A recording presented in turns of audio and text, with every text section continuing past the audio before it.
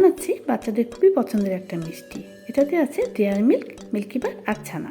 প্রথমে ছানা আর মিল্ক পাউডারটাকে খুব ভালোভাবে আমি মেখে নেব।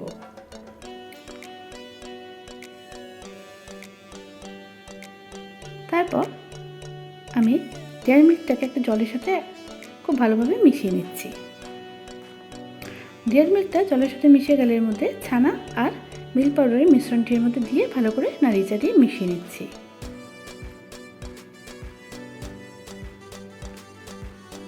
মিশ্রণটি শুকিয়ে গেলে এর একটা লেয়ার তৈরি করে নিচ্ছি।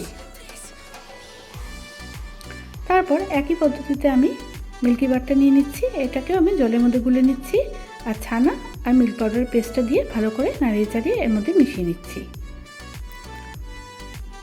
খুব কম আছে এটা তৈরি করতে হবে, কারণ আঁচ বাড়ালে এর কালারটা একদম চেঞ্জ হয়ে যাবে।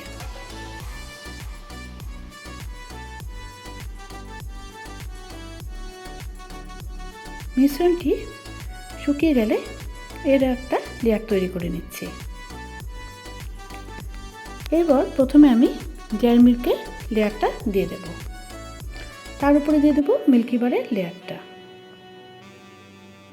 তার উপরে দিয়ে দেবো আমি ছানা আর মিল্ক পাউডারের লেয়ারটা, তারপরে আবার আমি দিয়ে দিচ্ছি ডেয়ারি মিল্কের লেয়ারটা, তারপরে দিয়ে দেবো আবার মিল্কিবারের লেয়ারটা দিয়ে আমি একটা চেরি দিয়ে দিচ্ছি এর উপরে।